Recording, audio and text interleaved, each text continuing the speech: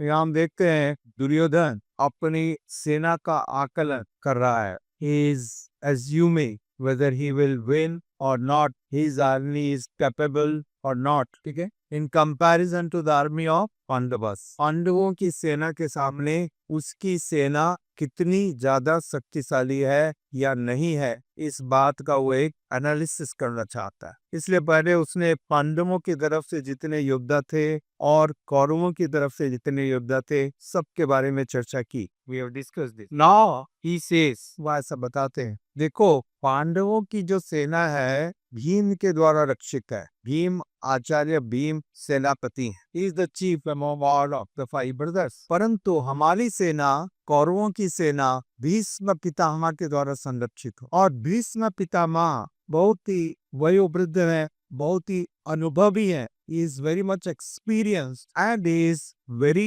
powerful. बहुत ही शक्तिशाली है भीष्म पितामह। उनकी शक्ति के सामने भीम की शक्ति नगण्य, इनसिग्निफिकेंट। ऐसी स्थिति में जीत निश्चित रूप से हमारी ही होगी।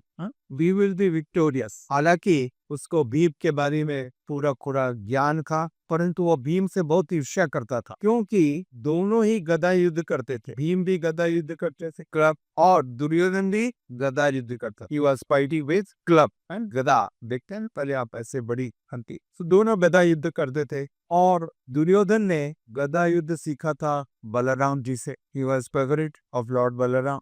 और 5 पांडव कृष्ण के प्रिय हैं, तो दोनों ही गदा युद्ध करते थे। इसलिए दुर्योधन भीम से ज्यादा रिलेट करता था, because both are in the same line of activity. आपको किसी और के बारे में ईर्ष्या नहीं होती। यदि आप एक अच्छे स्विमर हो और कोई अच्छा चैंपियन जिम्नास्टिक है, तो आप उसके बारे में चिंता नहीं करते हो, आप उस बारे में चिंता करते हो जो अच्छा स्विमर है, ठीक है। इसलिए दुर्योधन को वो गदा युद्ध करता है, भीम भी गदा युद्ध करते हैं, इसलिए दोनों का युद्ध होगा। और उसको मालूम था दुर्योधन को कि भीम ने प्रतिज्ञा की है, जब उस राजसभा में माता द्रौपदी को निर्वस्त्र करने का प्रयास कर रहा था दुशासन, ठीक है, सबके सामने, और उसकी साड़ी को खींच रहा था अपने दोनों हाथों से। हालांकि वो सफल नहीं हो पाया, परंतु उस समय भीम ने सबसे पहले प्रतिज्ञा की। भीम ने प्रतिज्ञा की थी कि पूरे के पूरे 100 कौरवों के हृदय को चीर करके खून को पीऊंगा। I will drink the blood of this Dushasan. Dushasan के हृदय को चीर करके उसका खून पीऊंगा, तब तक मेरा क्रोध शांत नहीं होगा। इतना क्रोधित है भीम। तो इसलिए दुर्योधन को यह मन का पूरा ज्ञात तथा यह मालूम था कि मेरा अंत यदि होगा तो भीम के द्वारा। और भीम की शक्ति के बारे में भी उसको यह आकलन था। एक बार का वर्णन है, जब उसने भीम को अपने यहाँ पर कुछ पानी की प्रतियोगिता के लिए बुलाया, swimming this different type of games in water, और भीम आए और कई देर तक उन्होंने जल प्रतियोगिता, जल क्रीड़ाएं की, परंतु उसके बाद में भोजन के लिए कुछ नहीं दिया। आपके यहाँ कोई आएगा, इतनी देर तक वो बैठे और फिर भोजन नहीं, तो भीम तो प्रपोदर, भीम का एक नाम है प्रपोदर, जिनका उदर बड़ा, तो बहुत भोजन करते हैं एक बार में, ह्यूज क्वांटिटी, राइट। तो भीम प्रपोदर है और उनको भूख लगी, उन्होंने पूछा वही आप भोजन प्रशांत की व्यवस्था करो। भीम ने कहा ऐसी तो कोई व्यवस्था नहीं है हमारे पास, और फिर उनको जहर मिला करके भोजन दे दिया, because he was very hungry, so it was poison, fully poison. और उसको खाने से भीम को चक्कर आने लगे, वह चेत होकर के गिर गए। और उस समय उस दुर्योधन ने अपने मित्रों, भाइयों और शकुन के साथ मिलकर के भीमसेन के शरीर को अच्छा रस्सियों से जकड़ा, बैर के साथ बांधा और गंगा नदी में फेंक दिया, कि अब डूब करके मर जाएंगे। और भीमसेन जी नदी के तलट में पहुंच गए, और वहां पर से वो नागलोक में पहुंच गए। और जिन्होंने बहुत सारे, तब तक उनको थोड़ा सचेत ध्यान आने लगा, और नागों ने उनको काटा, तो वो पहले से उनके शरीर में इतना जहर था, और ऊपर से नाग काट रहे तो जहर से जहर कट गया, तो उनको थोड़ा बोझ आने लगा, और उन्होंने नागों को पकड़ करके मारना शुरू की। फिर नागों का जो राजा है तक्षक, वो आया और उसने यह प्रयोजन किया कि ठीक है, इनको छोड़ दिया जाए, नहीं तो हमारी जाति के लिए खतरा है। तो इस प्रकार से भीम को मारने के लिए दुर्योधन ने इतनी बड़ी चाल चली थी। हम देखते हैं अनेक प्रकार का उन्होंने प्रयोजन किया था। तो भीम की शक्ति के बारे में दुर्योधन को मालूम था। साथ ही हम जब देखते हैं, जब ये लोग अज्ञातवास में गए, उस समय भीम का विवाह हडिम्बा से हुआ, जो एक बड़ी राक्षसी थी, और उनके द्वारा उनको एक पुत्र प्राप्त हुआ जिसका नाम था Ghatotkacha. He was very powerful. ये इतना शक्तिशाली थे घटोत्कच कि दुर्योधन ने कर्ण के पास, दुर्योधन को मानवता के विशेष अस्त्र हैं, जिन अस्त्रों से वो अर्जुन की हत्या करेगा वो संभाल के रखे हुए थे। ये विशेष तीर, इनसे सिर्फ जो है अर्जुन की हत्या करना। परंतु युद्ध के 13वें दिन घटोत्कच ने इतना घमासान युद्ध किया पांडवों की तरफ से कि दुर्योधन को लगा कि अब तो कोई सेना बचेगी ही नहीं। तो दुर्योधन ने कर्ण से निवेदन किया, कर्ण देखो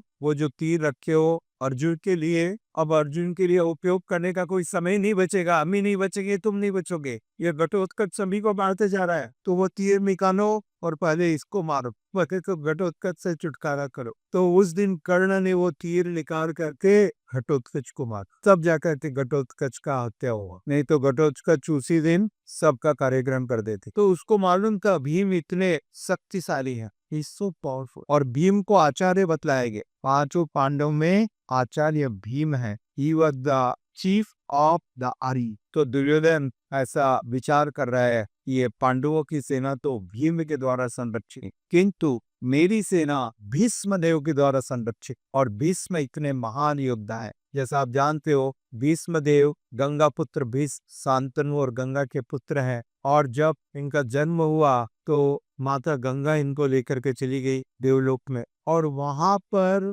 इनका नाम था देवव्रत। पहले जब जन्म हुआ तो देवव्रत को शस्त्र की शिक्षा सिखलाई परशुराम जी ने। वो इस गुरु परशुराम साक्षात भगवान, राइट। तो आप समझ सकते हो कि कितने ये महान योद्धा है। He was a great Archer, वो बहुत तीरंदाजी में भी बहुत महान थे, और सभी प्रकार के शस्त्र अस्त्र की विद्या उनको आती थी, मंत्रों की विद्या को जानते थे, ब्रह्मास्त्र के बारे में भी उनको ज्ञान था।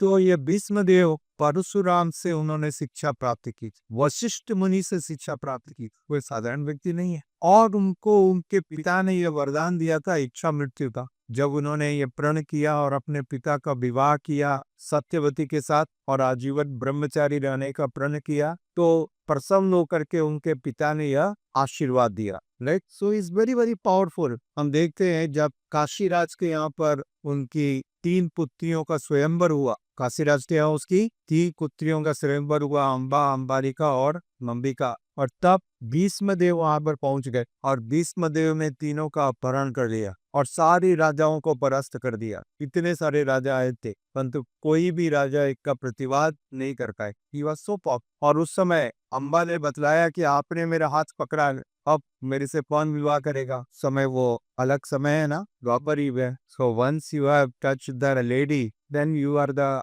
Husband of the lady, other man will not touch. Amba ने कर दिया, अब मैं तो हृदय से साल्य को प्रेम करती हूँ, साल्व को, परंतु या तो आप मुझसे अब विवाह करो। जब वो साल्व के पास गई तो उसने मना कर दिया, I not marry because you were kidnapped by Bhishma, दूसरे व्यक्ति ने तुम्हारा अपहरण किया है, मैं कैसे विवाह करूंगा। वो वापस भीष्म के पास आई, आप मुझसे विवाह करो। भीष्म ने कहा, मैंने तो ब्रह्मचर्य का व्रत लिया है, I have taken vows of celibacy, मेरे से विवाह का कोई प्रश्न नहीं उठता, जाओ वापस। वो बड़ा दुखी हुई और उसने वो जा करके उसने परशुराम जी से प्रार्थना किया। परशुराम जी उस समय उपलब्ध थे। So she prayed to lord Parashuram, मेरी रक्षा कीजिए। परशुराम जी ने पूछा क्या चाहिए। भीष्म देव ने मेरा अपहरण किया और अपहरण करने के बाद अब विवाह से मना कर रहे हैं, मेरे को आप कबे दे। तो परशुराम जी ने उनको प्रॉमिस किया, ठीक है मैं जाता हूँ। आप समझ सकते हो परशुराम जी उनके गुरु है, परशुराम जी गुरु भी है और इतने शक्तिशाली हैं, लेकिन स्वयं भगवान के अवतार रहे।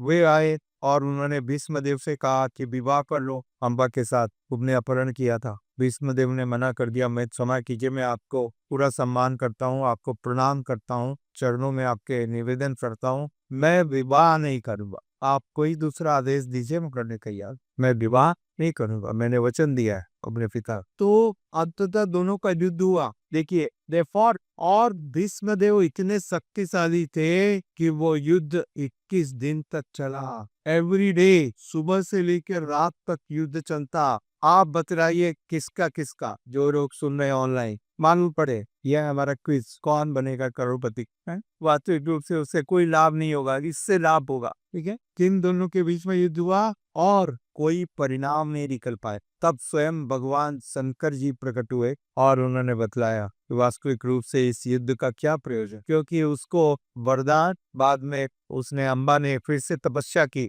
और तब उस अम्बा ने शंकर जी की तपस्या की और शंकर जी ने उसको वरदान दिया कि ठीक है, अगले जन्म में तुम, इस जन्म में तो बदला नहीं ले सकती हो, अगले जन्म में तुम बदला ले पाओगी विष्णुदेव से। और फिर ये अम्बा राजा द्रुपद की पुत्री के रूप में जन्म ली, जो पुत्री बाद में पुरुष बन गई और उसका नाम पड़ा शिखंडी। उसका नाम पड़ा शिखंडी, क्योंकि वह न तो स्त्री थी न पुरुष। और इस कारण से, और भीष्मदेव को तो वरदान था, जानते, परंतु भीष्मदेव पांडवों को इतना प्रेम करते थे और भगवान श्री कृष्ण के इतनी अनन्य भक्त थे कि उन्होंने स्वयं अर्जुन को यह रहस्य बतलाया किस प्रकार से उनकी हत्या की जा सकी। जब 9 दिन तक, युद्ध के पहले 9 दिन तक भीष्मदेव इतने शक्तिशाली थे, उन्होंने पांचों पांडवों को रोक के रखा। ठीक है, और 9वें दिन महान युद्ध हुआ सारे दिन, और रात को पांडव पहुंचे भीष्म के पास। ये तो चलते रहेगा,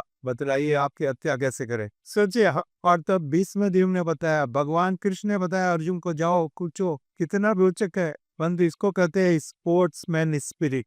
तो उन्होंने बतलाया, देखो ये जो शिखंडी है, क्योंकि वो एक स्त्री है, उसका जन्म हुआ था स्त्री के रूप में, तो मैं उसके ऊपर वाण नहीं चलाऊंगा, तो तुम उस शिखंडी को अपने रथ के सामने रखो। ठीक है, इस प्रकार से तुम मेरे तीरों से बचे रहोगे, नहीं तो मेरे तीरों के सामने तुम्हारा कोई अस्तित्व नहीं रह सकता। It's so powerful. और चूंकि मैं तुम्हारे ऊपर तीर नहीं चलाऊंगा, तुम्हारे तीर तो मेरे ऊपर आएंगे, राइट। तो ये एक उपाय है, तुम मेरे शरीर को पूरा बेग सकते हो तीरों से। उन्होंने स्वयं बतलाया। 10वें दिन अर्जुन ने शिखंडी को निवेदन किया, शिखंडी को अपने रथ पर सामने रखा, शिखंडी खड़े हुए थे, पीछे से अर्जुन लगातार वो तीरों की वर्षा कर बैठे। अब ये एक तरफा वार हो रहा था और हम जानते हैं परिणाम, भीष्म पितामह का पूरा शरीर तीरों से बिग गया, ऊपर से सर से लेकर के पांव तक कोई जगह बाकी नहीं बची, पूरे तीर शरीर के आर पार हो गए। They just pierced and came out from the other side.